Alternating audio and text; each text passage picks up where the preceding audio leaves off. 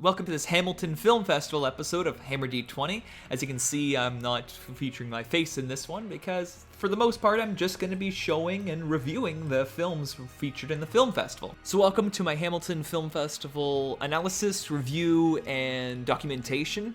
I'm going to go through the films that I have seen and review most of them, and dictate exactly what it was that I saw, what I liked, what I didn't like, things that the films could work on, and things that the films did best. I can only start watching films starting on Thursday, November 11th, and went until Saturday, November 13th. So throughout the 3 days, there were 4 different categories that the films were divided into. The first being emerging filmmakers. These are filmmakers that are people who have only recently made films, or are students, or this is their first attempt at applying to a film festival. The second category is the international film category, which features films from outside of Canada.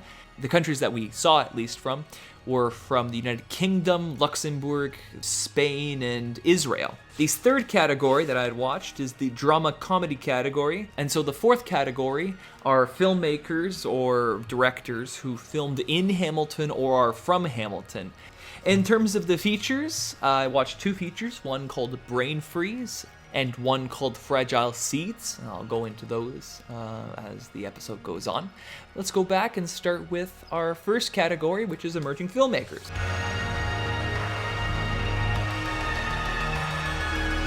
The first film that was screened was called Red String of Fate. It's a 10-minute sci-fi cyberpunk film made in Canada by director Lovina Yavari.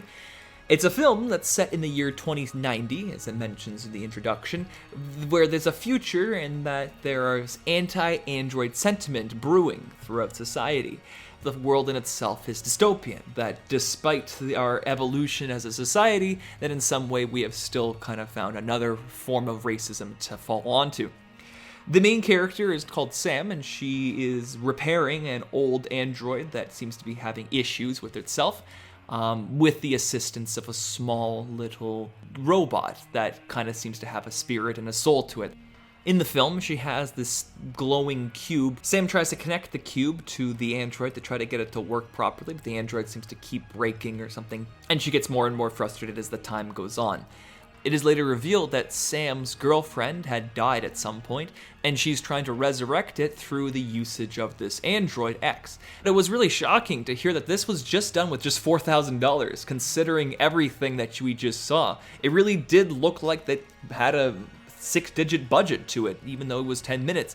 It really makes you wonder what they can do in the future with maybe $400,000. So for myself, I'm interested to see what we hope to see in the future, and hopefully she's able to work with this. Next film that I watched in this category is Overplay, a 28-minute crime thriller directed by Dane Siccelli, where a bunch of buddies organize a heist and steal $60,000 from one of the characters' drug dealers. It goes awry, and the drug dealer does realize that somebody had stolen from him, particularly the main character, and then threatens to kill him unless he gets his money back. He convinces his friends to get the money back, to which then the main character and one of his other friends double-cross them and reveal that they're the only ones who have stolen the money, cutting the other two out of their potential loot, to which then there's a triple crossing where the drug dealer finds that both of them had stolen the money from him, kills them both, and gives the snitch friend the great reward of staying alive. The premise is great, and the writing is really well done. I'd say probably the weakest part is that the composition and lighting is not particularly strong. A lot of medium shots where everybody's in the shot, and the lighting could use some work. The acting's okay. There's a couple characters that are really well acted, and some characters that you don't really feel the emotion. It's almost like they're just reading a script.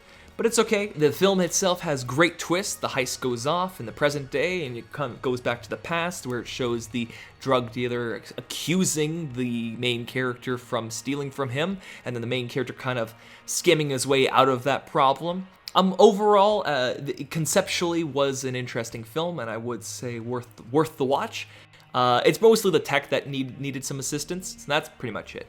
The next film that I watched is called The Exit Plan. It was 14 minutes, directed in the UK and Australia by Angus Wilkinson, where in the near future, if you're over 80 years old, you have to be exterminated by government law because of an overpopulation problem and a lack of resources to go around for everybody.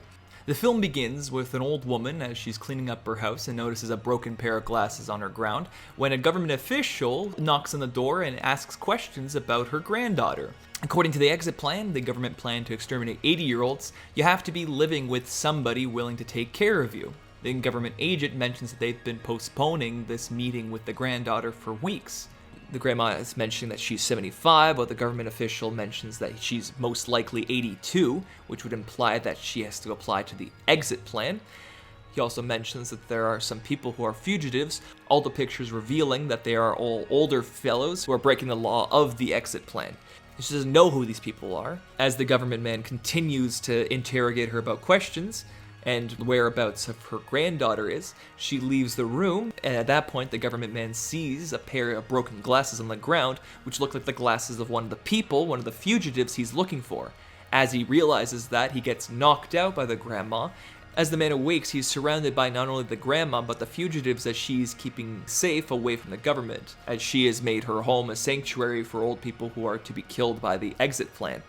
It talks about the concept of, I might not be useful, but I'd like to go out on my own way. The government man argues that it is for the greater good, but he can't defend the platitudes when his own hands are forced to cause the own deaths. She argues that his own platitudes, his for the greater good, has killed many people, and asks how many have you killed while she's loading a shotgun. He frighteningly answers that he's possibly killed 250 people this way, and hands him the shotgun and says, well, here's 251, 252, 253, 254, and so on, and asks him to pull the trigger on them. When he's been given the direct chance to do it, he doesn't do it, and then she just invites him for tea, and they all sit down and have tea. The government man's not drinking or eating and just sitting there, just solemnly looking at his tea, not really knowing what to take of the whole thing. Overall, the lighting, the visuals, the camera work, the audio, everything was done fantastically. The acting was great, the script was well done, if not, it may sometimes a little bit more telling over showing, but in the end it is well-rounded enough that it's very excusable. Of the 6 that appeared in the Emerging Filmmakers category, these 3 were my favorite, but my favorite of these 3 was definitely The Exit Plan. I think it told the more profound story of the 3, and I thought that everything everyone did was really compelling in this film. And now let's move on to the next category, which is the International Films category.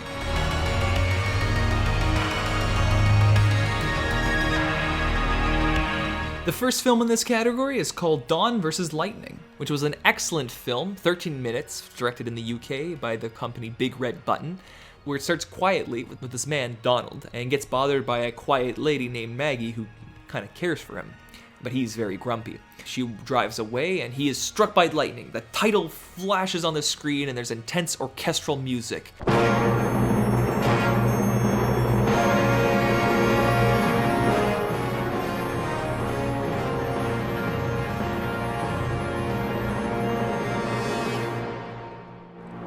No, Dawn. Again.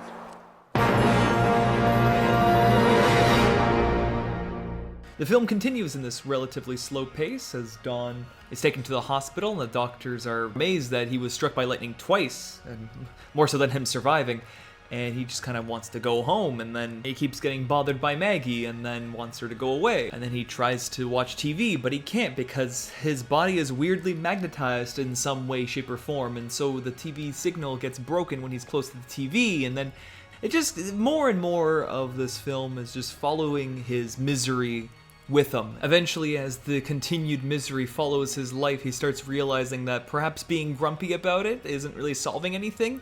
And although he keeps getting struck by lightning, he starts trying to see the bright side of things. This film had great acting, every character felt natural, although I will have to say it's probably cheating, as the actors in this film have all had multiple movie credits. The main character, Dawn, is played by Peter Mullen, who has been in films like Children of Men and War Horse. Nonetheless, the acting was fantastic, the lighting, setting, sound, composition, everything was so amazingly done, and the timing was exactly what it needed to be. The writing was fantastic, and it was a great example of showing over telling. Not much was said, and every character really acted out their emotions. Music is nice and quiet and steady until he gets struck by lightning, where you get this big boom of the orchestra. So it really was great. I would have to say, not to reveal too much, that this was my favorite film of the entire film festival. The next film in this category is called Standing Woman, 15 minutes, and directed in the UK by Tony Hipwell, where it's an ominous kind of psychological thriller where an authoritarian government enacts the kind of corporal punishment where people who disobey the law are turned into plants and are made into trees. The main character is alone throughout this whole film as he laments his wife's transformation into a tree, and he visits people and speaks to people who are affected by this transformation, both directly and indirectly. It really does work as this kind of apocalypse that the people that run the country are able to just so easily and nonchalantly just end dissenters' lives and turn them into trees. A means of solving both climate change, resource problems, and dissatisfaction within its own politics. Acting is great, and as I said, it really gave you a real pit in your stomach when you were done. I'd say it's one of the better ones in this film festival. Another international film is called Vlada Goes to London, a 21-minute Israeli film directed by Arty Savchenko, where Vlada, a pizza delivery girl, is trying to make enough money for her to get a flight ticket to go to London, where she's got an opportunity to become a world-famous DJ if she performs at this event that's very soon. As she struggles through her minimum wage job, earning no tips or anything like that, we get a look at her depressing and miserable life as her roommate's having a drug-filled orgy in her apartment and wasting their money. A drug deal she does to earn a bit extra money on the side goes south, and it all accumulates with her getting in a car accident. Her life, it really is just pure, simple misery that just follows her as at the very end she laments the fact that she basically has lost the chance for her to fly out to London and change her life around.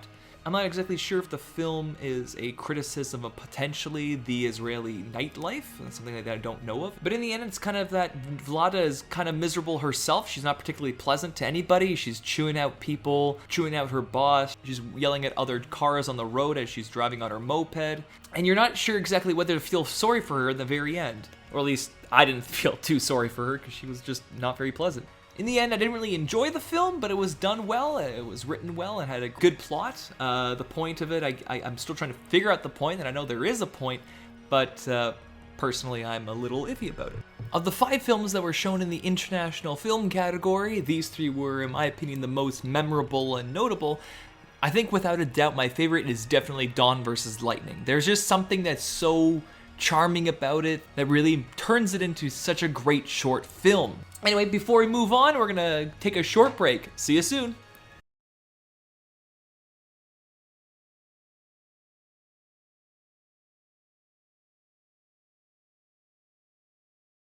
And welcome back. The third category I'd watched is the drama comedy category, which featured a combination of dramatic and comedic pieces. A film in this category was called Come Midnight, a 13-minute American film by Shira Rosenweig, where a husband and a wife are saying their last goodbyes as the wife's in jail and is to be executed for an unknown crime. We see him lamenting over the unfairness of whatever it is she's dying for as one of her clients, a young woman, comforts the husband and thanks the wife for helping her through the difficult decision that she had to make. The film unravels that abortions have become outlawed and punishable by death, and that the wife was a doctor who illegally conducted abortions. The lighting and shot composition was great, and the acting really sells the entire performance. It covers a pretty difficult topic to act to, but both the husband and wife do a great job of portraying that overwhelming sadness. Another film in this category was called Frankie, a 13-minute American film by James Coutts, where a trans person, Frankie, crashes a men's-only 12-step meeting and tries to discuss their issues in a group that doesn't wish to give them a chance. They ignore and interrupt them, being off-put by a trans person entering their men's-only meeting, whereas Frankie has to tell their story in pain, no matter what. As he started the process of transitioning, their now ex-boyfriend was against the decision and started getting more and more distant to them, continuously calling them by their dead name, or the name that they used to have before the transition. It is revealed that their ex-boyfriend is in the meeting there, and part of the reason for them to attend this meeting is to directly confront him about why he keeps calling them by their dead name. It's profoundly powerful and a nuanced look at one of the problems that affects people transitioning and what respect for one that you possibly loved means. Upon writing this, I noticed that Morgan O'Sullivan, the actor who plays Frankie, won the festival's award for Best Actor in a Short, and to me it's no surprise that they won. Definitely worth the watch. Another film was called Rent Due, a 15-minute Canadian comedy directed by Gavin Michael Booth, where three doofy roommates each get unceremoniously fired on the same day and have to figure out a way to get their rent money before the month's end. It's a hectic, fast-paced, neurotic, and absolutely hilarious skit, as each character brings something different to the table. The characters are reminiscent of the characters in It's Always Sunny in Philadelphia, as they are unusually greedy and selfish, yet childish and impulsive in their decision-making. Each character really sells their roles and acts accordingly in just enough of a slapstick way that's not too goofy. The main conflict accumulates when they're outside a convenience store and one of them, Pete, asks the other, Winnie, to do what they need to do. Winnie then, instead of reading the help wanted sign that Pete refers to, robs the convenience store and beats up the store clerk. They then lock themselves in their apartment, hiding away from the authorities, assuming the whole world's been destroyed because of their decision, and begin holding themselves up there in a apocalyptic way with canned beans and fire drums and whatnot. It ends with the robbery turning out to make Winnie into a masked hero who didn't beat up a convenience store clerk, but instead a Russian mobster, and as they're celebrating getting away with the crime, the Russian mobsters kidnap Winnie and then offer her a job in their gang. Lots of the camera shots are great, including these tumbling Dutch angle shots that really added to the hecticness of the film. That concludes the 9 films in this category. As you notice, I only mentioned 3. That doesn't mean the other 6 I didn't mention weren't great. They were very well done. But my favorite of these was probably Rent Due. Certainly not as serious as any of the others, particularly Frankie or Come Midnight, but I myself am more of a sucker for comedy. And that kind of might explain why exactly that. The first feature I watched, showed on Friday, November the 12th, was called Brain Freeze, a horror comedy film from Quebec. The film is set in a rich gated community on an island off mainland Montreal, where the community's golf course sprays an experimental fertilizer that allows its grass to survive and grow during the winter, allowing the course's customers to golf 12 months of the year. This fertilizer gets into the water system and infects those who drink the water, turning them into flesh-eating zombies. First of all, how does this fertilizer stop snow from landing on the grass? Is the grass now naturally heated through the fertilizer? Like, snow will just keep kind of piling up on top of something. It kind of just doesn't stop. Second, I think the main reason why people don't golf during the winter is not because the grass isn't green or isn't growing, but because it's cold outside. I'm sure you can golf during the winter in a coat, which the film does show, but I'm not sure how many people would actually do that anyway. Third, why does the fertilizer that either heats the grass or unnaturally grows it turn people into flesh-eating zombies? Is there something about grass that makes you want to eat people? Does grass eat people? Is there some kind of thing about decomposition, but then is the grass eating people when people decompose?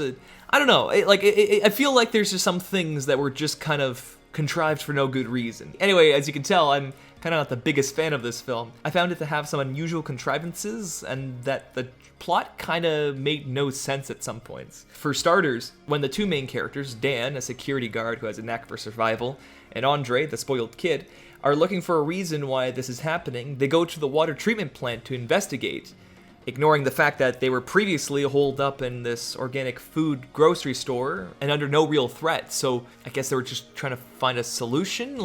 But anyway, they go to this water treatment plant and they find a zombie who's emerged in a water vat who tries to eat Dan and take Dan's daughter, who he's tagging along as this to try to find a cure for her. And I guess there he has an epiphany and realizes that the water is infected from the golf course. And then he drives to the golf course. I don't know. I just feel like there's this whole 5-minute scene where they go to the water treatment plant and nothing really happens. Nothing's really solved. I will say though, probably the best part of the film for me is probably one of the worst written parts of the film, where Andre and Dan are at the grocery store, and Andre is eating a pile of popsicles, and at some point he kind of starts looking ill and sick, and Dan pulls out a shovel as if he's like thinking he's going to turn into a zombie, and then Andre's like, brain freeze.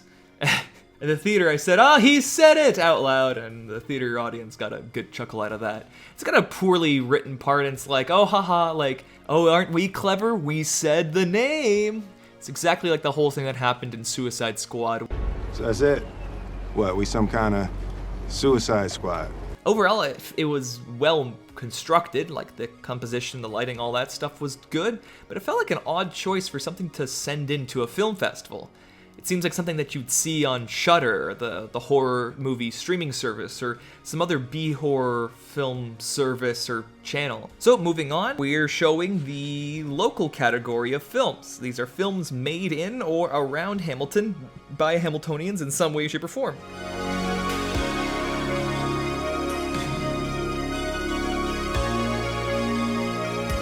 The first film I'll talk about is Viewfinder, a 5-minute film directed by Tiffany Weiss, where a photographer is working on a photo shoot with a model, where he sees an odd black figure in the distance through his camera. The model can't see it, as it only seems to appear through the viewfinder of the camera. They ignore it and move to a different location, where the photographer sees the figure again and gives the camera to the model so she can see it. As she's watching the figure approach them, it gets closer and closer, but we can only see the approach from the photographer's viewpoint, which is kind of spooky because it's just kind of showing you nothing, but it's still approaching. Then the model disappears and the photographer is left alone, and then he frightenedly looks through the viewfinder again and is shocked to see the model, now bloody and bruised, and then he disappears himself as arms wrap around him. It's a great short horror concept and really made me want to look away since I knew a jump scare was going to happen anytime soon. The acting and cinematography was great, and it didn't really overstay its welcome.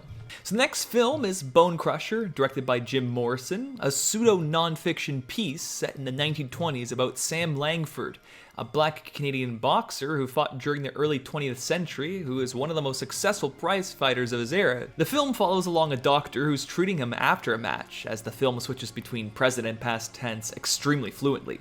The past, where he's fighting against an opponent, and the present, where the doctor's asking him questions about the match.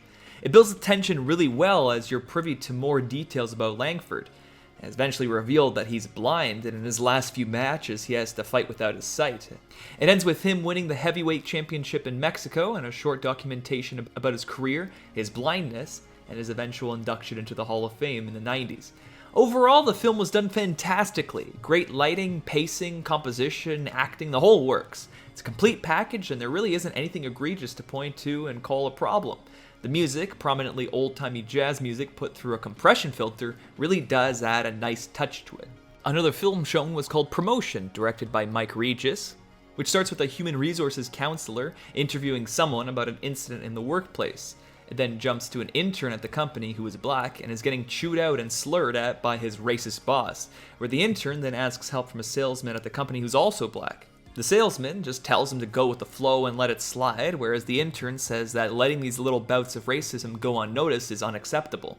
The salesman then goes home to his wife, who's pregnant and proud of him of his eventual promotion they will get to a senior sales job, considering his work ethic. However, he's a bit afraid that he might not get it. When the racist boss comes to him about the promotion, he also said that another salesman, who's white, is also in the running for the position.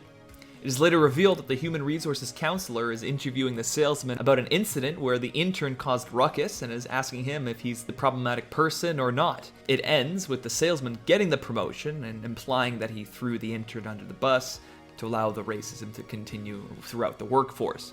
It's a nuanced take on racism in the workplace and racism as a whole, where complacency with casual or egregious racism allows racism to continue. But it's hard to combat racism when you can be unfairly punished for simply asking for human decency. Overall, it was a great piece, although it was only 4 minutes, really did tell the story that it needed to tell. It's well shot, lit, and acted, and really makes you think about the situation at hand. Of these films, I'd say my favorite was Bone Crusher. It might have had the most production value out of all these films, but it did also tell the most complete and solid story in a very interesting way. Finish off my film festival experience, I watched the feature film Fragile Seeds, a drama thriller directed by Joseph Boutier and was written by Mia Golden, who also stars in the film. It follows a therapist who works with sex offenders and tries to get to the root of their deviance and cure them of their crimes. It's a very heavy film that revolves around the R word, which I'll call it sex offenses, and how that affects both those who are offended and those who are the offenders. The main character, Ryan, appears to have flashbacks about some trauma that have affected her in her past, as she tries to come to grips with it while helping the very people who might come to harm her. The film centralizes around 6 sex offenders, who each have difficulty communicating their problems and mostly just get frustrated at each other for wasting their time. As the film goes on, they reveal the source of their problems and why they turn to children or sex offenses as a solution. As I said, it's a pretty heavy film, and it even features one of the offenders hunting down and attacking Ryan's sister. It builds tension fantastically, and its strongest moment is at the ending, where Ryan finally comes to terms with the offense on her, as a montage of all the stories that sex offenders told play out when they were children, and Ryan finally lets go of that misery. The film sometimes speeds through scenes while other times comes to a halt, but overall it's a very powerful film. In terms of filming quality, it's shot great and acted amazingly. There's really nothing to criticize about that. I wouldn't say I enjoyed it, but I feel like it'd be weird to enjoy something like this. It really has stayed with me, and I'm happy to finally have checked out the festival so I can watch films like this. And with that, that concludes my film festival review. If you check back on the Film Festival website, you'll notice that I didn't mention every film in each category, nor did I cover each category. But I hope this helps you understand the overall scope of what you'd hope to see in the Hamilton Film Festival. Thanks for watching Hammer D20. I'll be seeing you later.